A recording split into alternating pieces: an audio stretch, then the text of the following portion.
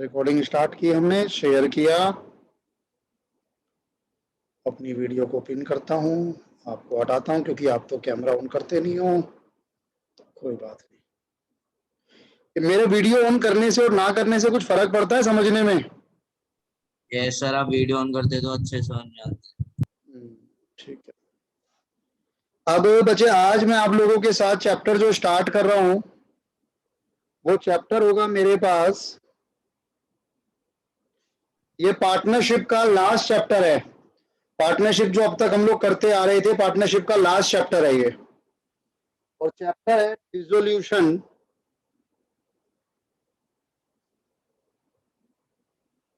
Of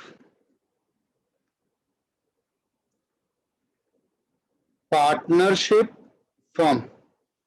dissolution का मतलब समझ रहे हैं आप? डिसोल्यूशन का मतलब हो गया खत्म होना। डिसोल्यूशन का मतलब हो गया एक तरीके से खत्म होना, पार्टनरशिप फर्म का खत्म होना। अच्छा, डिसोल्यूशन भी ना दो चीजों का हो सकता है। Dissolution of partnership, dissolution of partnership firm. Dissolution of partnership का क्या मतलब है? डिसोल्यूशन ऑफ पार्टनरशिप का मतलब है पार्टनर एडमिट और पार्टनर रिटायर और पार्टनर डाइड, या फिर अगर आप प्रॉफिट शेयरिंग रेशियो में चेंजेस करते हो तो यानी पार्टनरशिप में जो भी चेंजेस हैं उनको आप लोग पार्टनरशिप का डिसोल्यूशन कह सकते हैं, पार्टनरशिप फर्म का नहीं। यहां पर आपका जो बिजनेस है वो कंटिन्यू रहेगा, बिजनेस विल कंटिन्यू, लेकिन यहां पर business will not be continue. आपका बिजनेस कंटिन्यू नहीं होता, आपका बिजनेस क्या हो गया? शट डाउन हो गया। और हमारा कोर्स क्या है? क्या हमारा कोर्स पार्टनरशिप है? नहीं, हमारा कोर्स ये है डिसोल्यूशन ऑफ पार्टनरशिप फर्म, यानी पार्टनरशिप फर्म आपकी बंद हो रही है। अब प्रोसेस को समझिएगा। Process for dissolution of firm. Firm के पास ना कुछ पड़ा हुआ है, फर्म के पास एक बैलेंस शीट है, ये फर्म की बैलेंस शीट है। इस फर्म की बैलेंस शीट में क्या क्या होगा? फर्म की बैलेंस शीट में कैपिटल्स होंगी, पार्टनर्स की कैपिटल्स होंगी। हो सकता है किसी पार्टनर ने लोन दिया हो फर्म को, कुछ रिजर्व्स होंगे, रिजर्व्स के साथ साथ प्रॉफिट एंड लॉस जैसे होता है वो भी हो सकता है। इसके अलावा लाइबिलिटीज होंगी। लाइबिलिटीज भी दो तरह की होती हैं, एक शॉर्ट टर्म लाइबिलिटी जिसको हम लोग करंट लाइबिलिटी बोलते हैं, एक लॉन्ग टर्म लाइबिलिटी जिसको हम लोग नॉन करंट लाइबिलिटी बोलते हैं। इसके अलावा कई बार हमने देखा है, बहुत इंपॉर्टेंट एक कंसेप्ट होता है पार्टनर्स रिलेटिव लोन। पार्टनर के किसी रिलेटिव ने लोन दिया हुआ है, वो भी हो सकता है। लाइबिलिटी साइड ये सब हो सकता है। एसेट साइड क्या होता है? एसेट साइड आपके fixed assets, goodwill, current assets,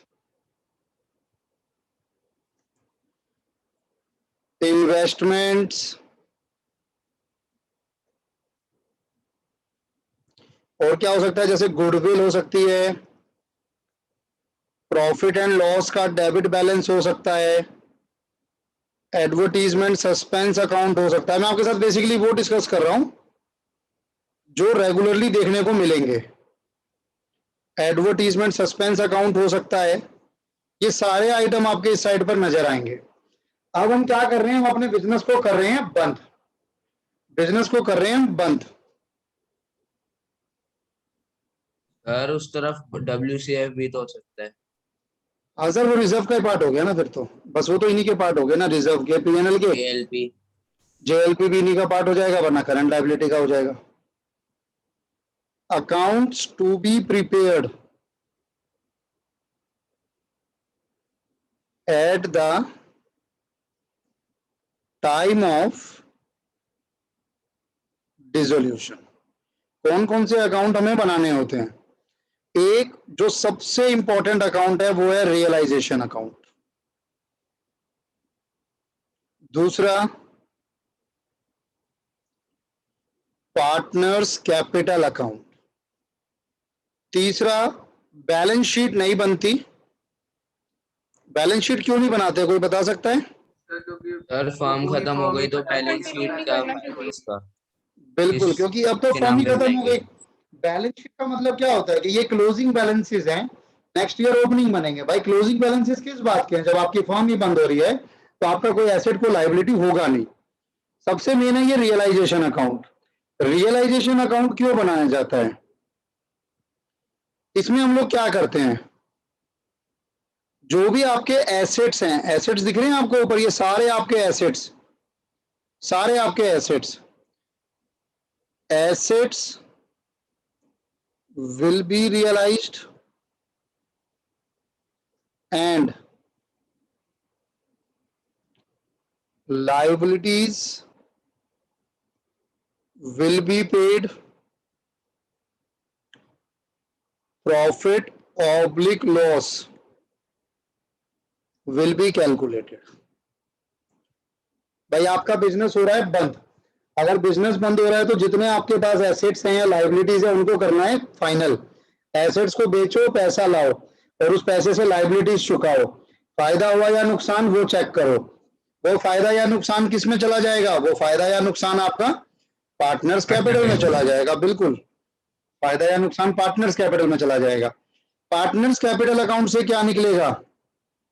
final balance of partners will be calculated. Final balance, अभी फाइनल बैलेंस कुछ भी हो सकता है। हमें पार्टनर को फाइनली देना है कुछ पैसा, या हमें पार्टनर से लेना है, कुछ भी हो सकता है, वो यहां पर कैलकुलेट होगा। और कैश या बैंक आपका मस्ट बी टैली, ये मैच होना चाहिए। जैसे बैलेंस शीट मैच होती थी ना, ऐसे ही आपका बैंक या कैश अकाउंट मैच होना चाहिए, तभी बात बनेगी, सर तभी मतलब बात बैलेंस बनेगी। शीट ही नहीं आना चाहिए कैश बैंक अकाउंट? नहीं सर, बैलेंस शीट ही नहीं है। अब आपने एसेट बेचे वो बैंक में आएगा, आपने लाइबिलिटीज पे की वो बैंक से जाएगा, फाइनली पार्टनर से लेना है या पार्टनर को देना है वो बैंक के थ्रू होगा, सर जैसे आखिरी में टैली हो जाएगा। एसेट्स में बैंक है कैश आता है वो रियलाइजेशन अकाउंट में नहीं आएगा? सर मैं सारा बताऊंगा। ठीक। स्टेप नंबर 1, अब डिसोल्यूशन कैसे होगा वो देखना। सबसे पहले मैंने आपको दिखाया मेरे पास क्या है, ये बैलेंस शीट है, इस बैलेंस शीट का समापन करना है, खत्म करना है इसको। तो सबसे पहले क्या करो, transfer all assets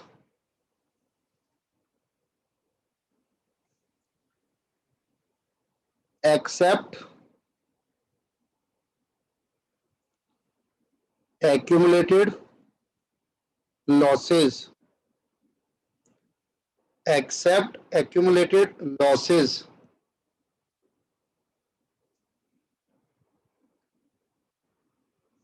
transfer all assets to realization account। जितने भी आपके एसेट्स हैं वो सारे एसेट्स को खत्म करो और सारे एसेट्स को ट्रांसफर कर दो, कहां पर? Realisation account. क्या जर्नल एंट्री करोगे, कुछ बता सकते हो? एसेट्स खत्म हो रहे हैं, assets account debit to assets realisation खत्म हो रहे अकाउंट। हैं। Sir, a realization account debit to assets. बिल्कुल, आपके एसेट्स खत्म हो रहे हैं, तो एसेट्स खत्म हो रहे हैं तो एसेट्स को तो क्रेडिट कर दो टू एसेट्स अकाउंट। तो डेबिट किसे कर देंगे हम? रियलाइजेशन को।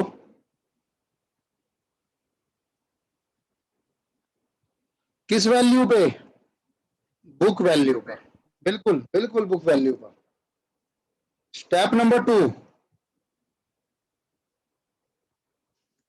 स्टेप नंबर 2 में क्या करो, इसी तरीके से ट्रांसफर कर दो ओ लाइबिलिटीज। किसको छोड़कर? कुछ चीजों को छोड़कर। Except capital, except accumulated reserve या प्रॉफिट, एक्सेप्ट पार्टनर्स लोन। इन 3 चीजों को छोड़ना है भाई। अच्छा, इसमें ना एक चीज और थी यार, मैं सोच भी रहा था कि रिलेटिव कुछ। भी। Except accumulated losses, cash oblique bank. यहां पर सर नहीं, सिर्फ पार्टनर का लोन, पार्टनर के रिलेटिव का लोन नहीं छोड़ना है, सिर्फ पार्टनर का लोन छोड़ना है, कैपिटल छोड़नी है और एक्यूमुलेटेड रिजर्व छोड़ने हैं। ठीक है। Transfer all liability to realisation account. Entry pass करोगे अब जब आपकी लाइबिलिटीज खत्म होंगी। Liability account debit to realisation. Liabilities account debit to realization. Liabilities account debit to realisation account. किस वैल्यू पर? Value. Book value. Book value पे। Asset सारे आ गए, लाइबिलिटीज सारी आ गई। अच्छा, मैंने अब सुनो, मैंने क्या क्या छोड़ दिया। एक तो मैंने ये एक्यूमुलेटेड लॉसेस छोड़ दिया, ये कहां जाएगा? Partner capital. Debit to Partners capital. Partners capital. ये कैश और बैंक अलग अकाउंट बनेगा जिसका। अलग अकाउंट बनेगा। इसका तो अपना अकाउंट है, अपना घर है इस भाई का, तो इसकी तो टेंशन ही नहीं है।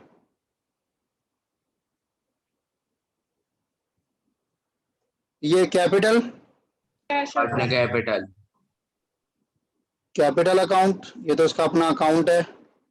Accumulated reserve partner capital. Partners capital. Credit कर देंगे कैपिटल अकाउंट में। Partner loan, bank account. Very Bank. Good. इसका मतलब पढ़ रखा आपने स्कूल में? सर स्कूल में अभी करवाया नहीं, एनपीओ करवा रही मैं। अच्छा, good. Credit to bank account, bank account में क्रेडिट हो जाएगा, यानी हम लोग एज्यूम करते हैं कि पार्टनर का लोन डायरेक्टली पे होगा। देखो, जब भी आप डिसोल्यूशन करते हो ना, तो डिसोल्यूशन करते वक्त सेटलमेंट किस तरीके से होती है, मोड क्या है? सबसे पहले एक्सपेंसेस का खर्चा होता है, फिर आउटसाइड लायबिलिटी, फिर पार्टनर का लोन, उसके बाद कैपिटल, और अगर कुछ बचता है तो वो पीएसआर में डिस्ट्रीब्यूट होता है। ये रूल है। तो इसीलिए हमने क्या किया, पार्टनर के लोन को पार्टनर्स कैपिटल में ट्रांसफर नहीं करा, हमने उसको सबसे पहले पे किया, मतलब पार्टनर्स कैपिटल से पहले पे कर दिया। अब मेरे पास सारे एसेट लायबिलिटी आ गए। अब सुनो मेरी बात और ध्यान से सुनना, काफी गहरी बात बोलने जा रहा हूं।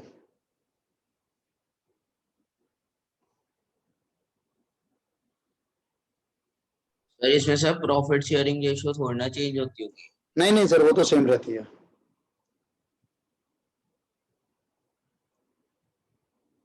ट्रीटमेंट ऑफ एसेट्स, एसेट्स की ट्रीटमेंट समझो। अब एसेट्स आपने रियलाइजेशन में ट्रांसफर कर लिए सर। एसेट्स की ट्रीटमेंट क्या क्या हो सकती है? सबसे पहले हो सकता है आपके जो एसेट्स हैं वो रियलाइज्ड हुए हों इन कैश। आपके एसेट्स कैश में रियलाइज हुए हो तो क्या एंट्री करोगे? एसेट गया, कैश आया, क्या एंट्री करोगे? Cash account debit to assets account. Cash account debit to, लेकिन लोचा है इसमें। लोचा क्या? लोचा है कि एसेट्स तो बचा ही नहीं है। एसेट्स तो हमारा कन्वर्ट हो चुका था किसमें? यार एसेट तो मैं पहले ही खत्म कर चुका हूं ना, एसेट तो मैं पहले ही खत्म कर चुका हूं, और एसेट का चोला किसने पहन लिया? रियलाइजेशन ने। तो इसीलिए यहां पर अब एंट्री करोगे आप cash account debit to realisation account. फर्क नहीं है कुछ भी, बस लॉजिक क्या है कि एसेट पहले खत्म हो चुका है, उसकी जगह रियलाइजेशन आ गया। तो अब अगर एसेट जा रहा है तो एसेट खत्म नहीं करोगे, क्योंकि एसेट पहले खत्म हो चुका है, उसकी जगह आप रियलाइजेशन लिखोगे, उसकी जगह आप रियलाइजेशन लिखोगे। दूसरा, ये तो अगर एसेट को रियलाइज किया गया कैश में। दूसरा ये भी हो सकता है, ये भी हो सकता है कि asset is taken over bye partner. किसी पार्टनर को कोई एसेट पसंद आ गया और उस एसेट को पार्टनर ले गया, तो अगर पार्टनर किसी एसेट को ले जाएगा तो पार्टनर की कैपिटल कम होगी या बढ़ेगी? और कम हो जाएगी। कम हो जाएगी। यस पार्टनर की सर। कैपिटल कम हो जाएगी। बिल्कुल हर्षिता, आप गलत कह रहे हो शायद। भाई पार्टनर की कैपिटल पार्टनरशिप फर्म के लिए लाइबिलिटी होती है, और अगर वहीं कोई पार्टनर अपनी लाइबिलिटी के अगेंस्ट यानी अपनी कैपिटल की अगेंस्ट कोई एसेट ले जा रहा है, तो उससे हमारी फर्म की लाइबिलिटी जो हमें उस पार्टनर को पे करना था एज अ कैपिटल, वो कम हो जाएगी।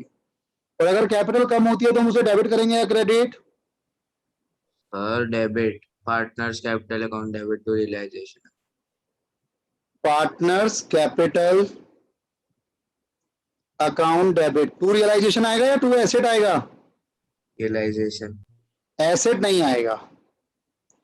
Being asset taken over by any partner और पार्टनर। तीसरा, सर ये भी तो हो सकता है,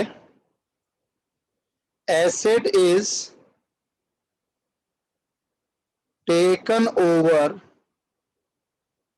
बाय एनी लाइबिलिटी। आपने बैंक से लोन लिया हुआ था, हम बैंक का लोन चुका नहीं पा रहे थे, तो बैंक वालों के पास हमने गिरवी रखवाई हुई थी बिल्डिंग। अब हमारी बिल्डिंग को बैंक लोन के अगेंस्ट में बैंक ने उठा के ले गए, यानी हमारा एक एसेट चला गया, लाइबिलिटी उसको ले गई। अगर लाइबिलिटी किसी एसेट को लेकर जाती है तो याद रखिएगा, no entry will be passed. कोई एंट्री पास नहीं होगी, बिकॉज नो कैश रिसीव्ड और पेड। ना तो कोई पैसा आया ना ही कोई पैसा गया। हाँ ये जरूर हो सकता था कि मान लो मेरी बिल्डिंग है 2 लाख की, लोन है सिर्फ 1 लाख का, तो बैंक मेरे को 1 लाख देगा वापस, तो उस देने की एंट्री मैं जरूर करूंगा। ये भी हो सकता था कि मेरा लोन है 2 लाख का और बिल्डिंग है 1.5 लाख की, तो 50,000 मुझे और देने हैं बैंक लोन के, तो मैं उसको 50,000 पेमेंट की एंट्री दिखाऊंगा। लेकिन जितना मेरा एसेट और लाइबिलिटी आपस में सेटल होगा, उसकी कोई जनरल एंट्री पास नहीं होगी। क्या कहते हो? Yes sir. स्टेप नंबर 3 हो गया। स्टेप नंबर 4, इसी तरीके से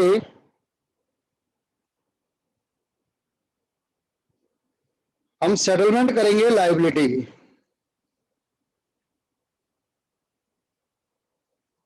सेटलमेंट ऑफ लायबिलिटी। सर इसमें भी तीनों केस हो सकते हैं। पहला case, liability is paid in cash. Cash या बैंक एक ही बात है। अगर आप लायबिलिटी को पे कर रहे हो तो क्या एंट्री होगी?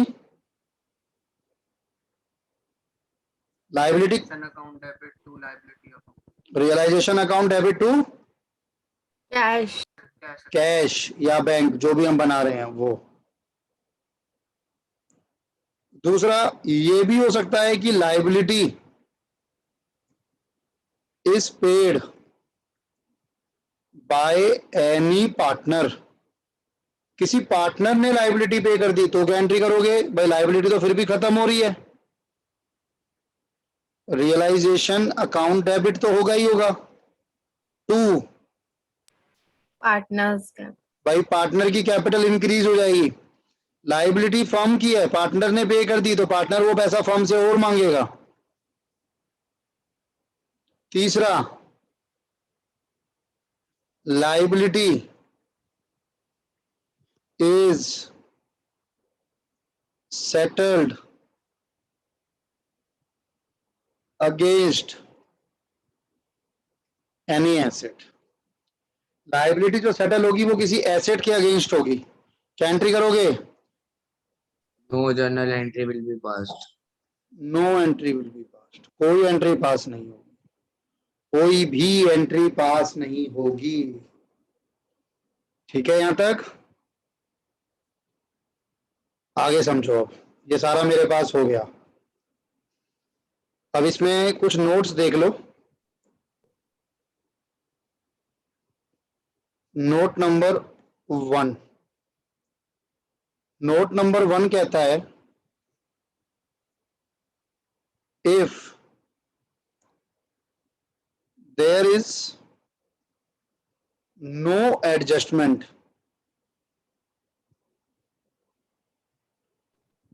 अबाउट एनी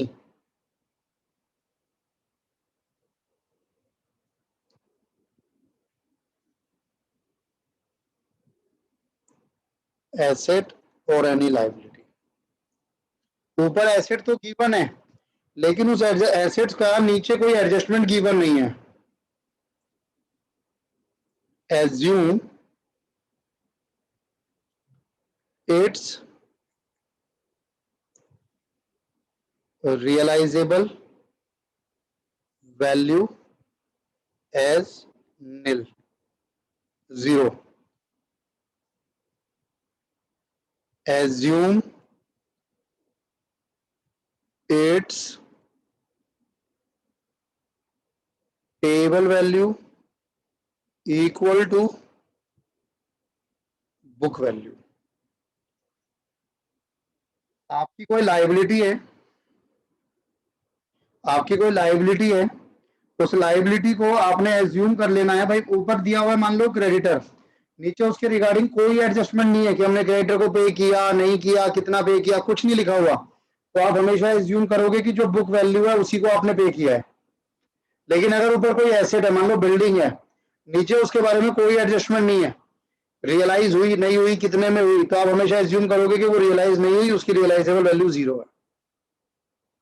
क्या कहते सर हो? मतलब रियलाइजेशन अकाउंट में कुछ बिल्डिंग के नाम से कुछ डालेंगे ही नहीं। सर डालेंगे, ट्रांसफर तो जैसे आप सारे करोगे, नहीं, बट 1 आप लाख उसको की रियलाइज नहीं करोगे। बैलेंस शीट में 1 लाख की है सर बिल्डिंग। एक बार लास्ट वाला पॉइंट समझा दो। सर सुनो, इसकी बात समझ आ जाएगा। केशव बोलो। सर बैलेंस शीट में जैसे 1 लाख की बिल्डिंग है जी, और एडजस्टमेंट में कुछ दे नहीं रखा, तो रियलाइजेशन अकाउंट में 1 लाख डाल देंगे बिल्डिंग लिख के। आप रियलाइजेशन अकाउंट में 1 लाख डाल दोगे और उसको रियलाइज नहीं कराओगे। ये मान लोगे कि उसकी सेल वैल्यू 0 है एसेट की। अच्छा सर ठीक है। लेकिन लायबिलिटी में ऐसा नहीं है। अगर लायबिलिटी की कोई एडजस्टमेंट गिवन नहीं है तो हम ये मानेंगे कि हमने उसको बुक वैल्यू पे किया होगा। तो कैश से कम करेंगे मतलब, जी बिल्कुल, और एसेट को कैश में नहीं बढ़ाएंगे। नहीं बढ़ाएंगे। मैंने सारे एसेट सारी लायबिलिटी करा ली। स्टेप नंबर 5, स्टेप नंबर 5 है मेरे पास रियलाइजेशन पे होने वाला खर्चा, रियलाइजेशन एक्सपेंसेस। अब इसमें अलग अलग केसेस हैं, वो ध्यान से देखना जरा। केस नंबर 1, केस नंबर 1 कैसे समझाएं इसको, इसको ऐसे समझाते हैं कुछ। Case number borne by, paid by, journal।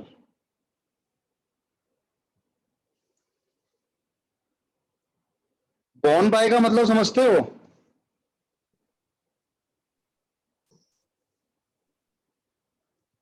नहीं समझते?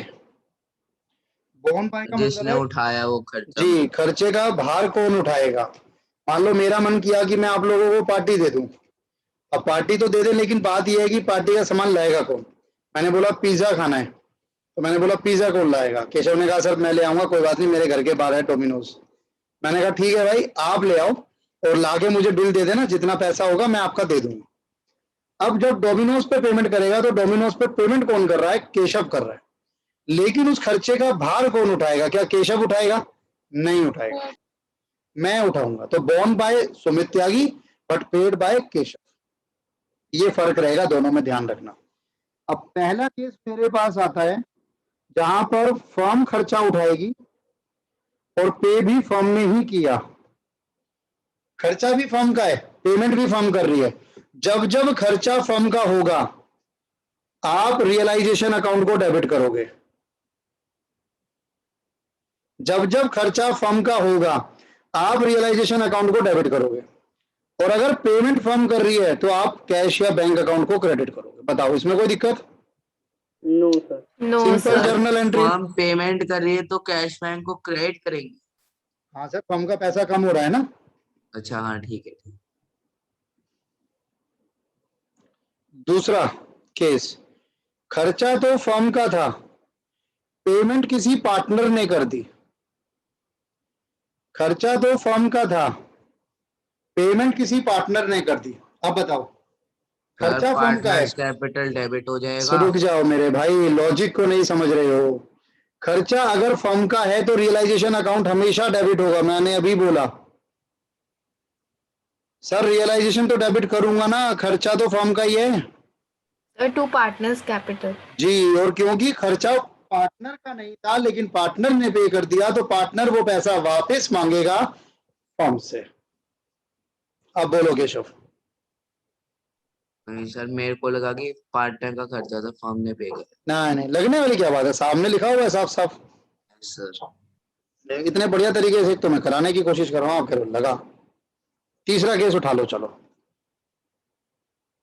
पार्टनर का खर्चा है, पे हमने कर दिया, हमने मतलब फर्म ने। अब बताओ। सर अब पार्टनर्स Sir, कैपिटल डेबिट हो partners जाएगा। capital account debit to cash or bank cash, account. Realisation debit नहीं होगा क्योंकि हमारा खर्चा नहीं है, लेकिन हमारा टू कैश या बैंक जाएगा क्योंकि हमारी जेब से गया। तो डेबिट किसे करूं? पार्टनर को करना पड़ेगा भाई।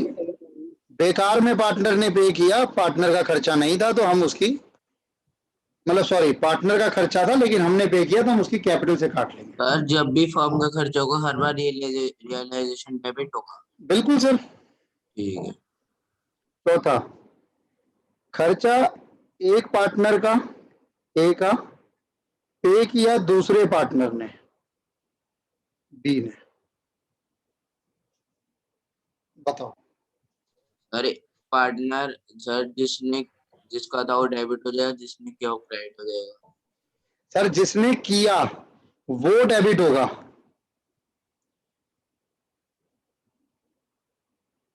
अच्छा नहीं सॉरी, Partner B debit होगा ना? सर जिसने किया वो हाँ तो बी क्रेडिट तो होगा ना, डेबिट होगा उसको ना। वापसी नहीं मिल नहीं, जाएगा ना। बी डेबिट होगा सर। मुझे कंफ्यूज कर दिया आपने। सर ए का था तो सर बी ने पे किया, बी को तो वापसी मिल जाएगा ना, उसने उसका खर्चा ही नहीं था। नहीं सर, बी ने पे कर दिया तो उसे वापसी मिलेगा नहीं ना। भाई वापसी तो दे सकते हो आप, मैं मना नहीं कर रहा, लेकिन आप ये भी तो कर सकते हो, आपने उसकी कैपिटल में कम कर लिया। सर तो कम तो सर डेबिट में एक ही करोगे ना। अच्छा सॉरी, मैं ही भूल गया यार। Sir, A होगा. जी, ऐसा मत समझना मुझे आता नहीं है, वो तो मैं आपका टेस्ट ले रहा था। A's capital account debit to To B B's capital. हालांकि इसका एक स्कोप और बनता है, कुछ ऑथर कुछ इस तरह से कहते हैं कि नो एंट्री। वो कहते हैं कि फर्म का इसमें कोई लेना देना नहीं है, पार्टनर आपस में एडजस्ट कर लेंगे, लेकिन मैं कहता हूं नहीं, एंट्री करो, क्योंकि पार्टनर भी तो पार्टनर तभी है जब फर्म है। और क्या बन सकता है केस? और बन सकता बी है का कुछ? था ए ने कर दिया। अरे वो तो एक ही बात है यार, और तो नहीं बनेगा ना शायद कुछ। नहीं sir. No, sir. Partner firm, firm partner, firm firm partner, और भी बनता है लेकिन अभी यहाँ डिस्कस नहीं कर पाएंगे, उसके क्वेश्चन के साथ देखेंगे। तो ये आपका स्टेप 5 हुआ रियलाइजेशन के खर्चे का। डन सर, खर्चा हो गया, ऐसे एसेट बिक गए, लाइबिलिटी पे ऑफ हो गई। फिर आप स्टेप नंबर 5 पर आते हो, 6 पे सॉरी, और स्टेप नंबर 6 में आप अपना रियलाइजेशन का जो भी प्रॉफिट आएगा, रिजल्ट ऑफ रियलाइजेशन, रियलाइजेशन का रिजल्ट कुछ भी हो सकता है, प्रॉफिट भी हो सकता है, लॉस भी हो सकता है। वो प्रॉफिट या लॉस आप पार्टनर्स में डालोगे। प्रॉफिट अगर करना है तो पार्टनर्स में ट्रांसफर करना है तो क्या एंट्री करोगे? Realisation account debit to partners capital account. लेकिन अगर लॉस होगा तो Partners वाइस वर्सा, अपोजिट हो जाएगा इसका। Partners capital account debit to realisation. ये होगा जो भी आपका रियलाइजेशन का रिजल्ट आएगा। Step number 7, step number 7, final settlement to partners. Final settlement में दोनों चीजें हो सकती हैं।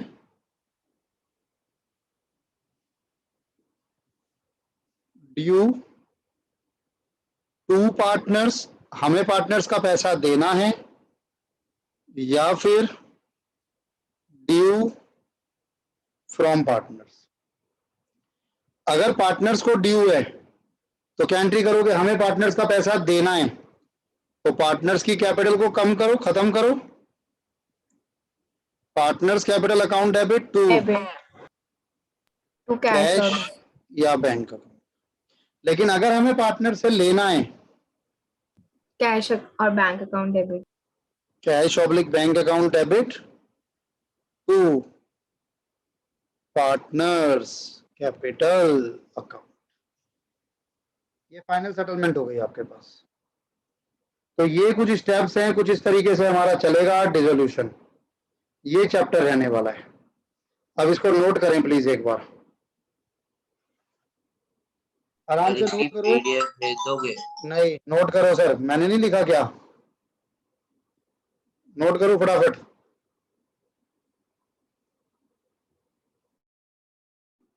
स्क्रीनशॉट लोगे, नोट नहीं करोगे माता रानी पाप लगाएगी, ध्यान रखना।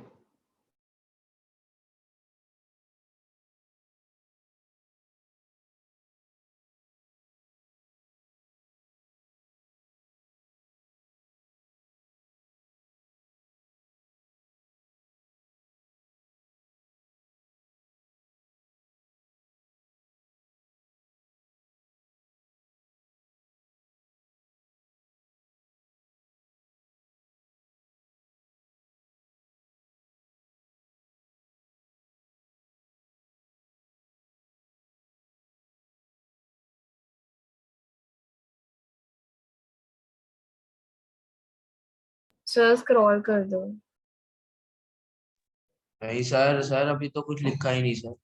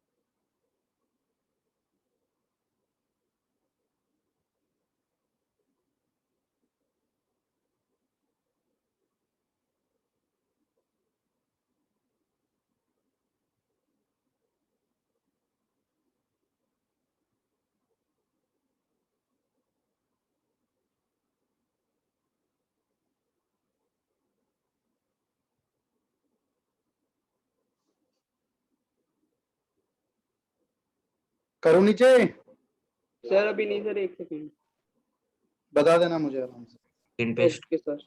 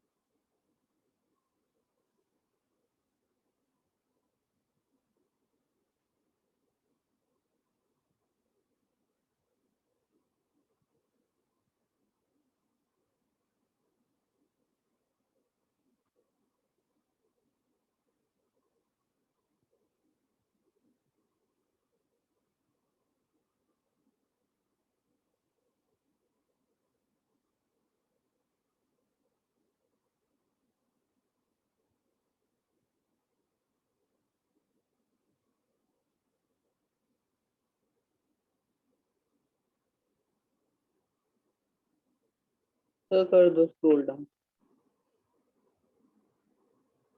सर मेरा नहीं हुआ था सर, मैं स्क्रीनशॉट ले लूं?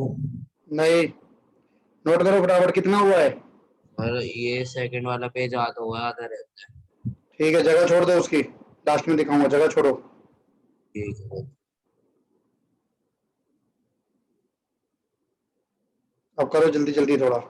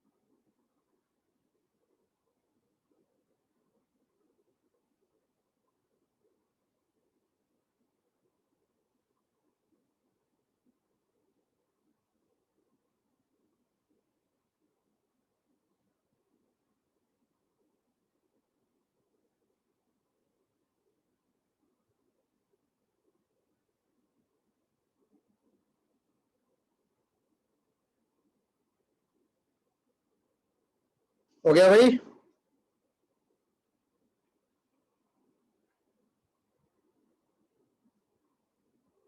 यस सर, थोड़ी सर अभी नहीं हुआ।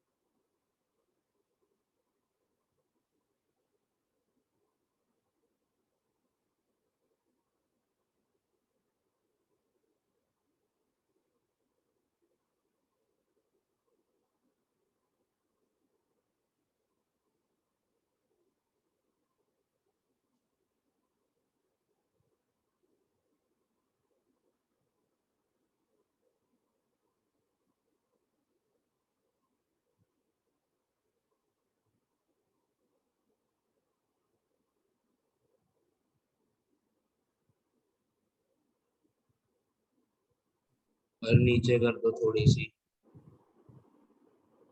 और यही खत्म हो गया बस ये? हाँ, इतना ही है भाई। जिसका नोट हो गया है वो क्लास लेफ्ट कर सकता है।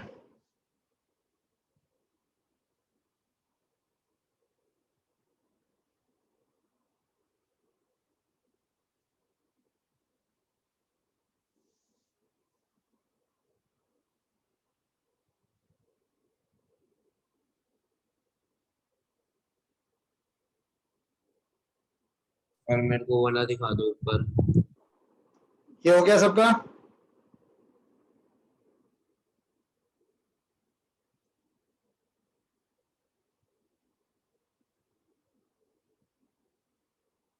Thank you sir.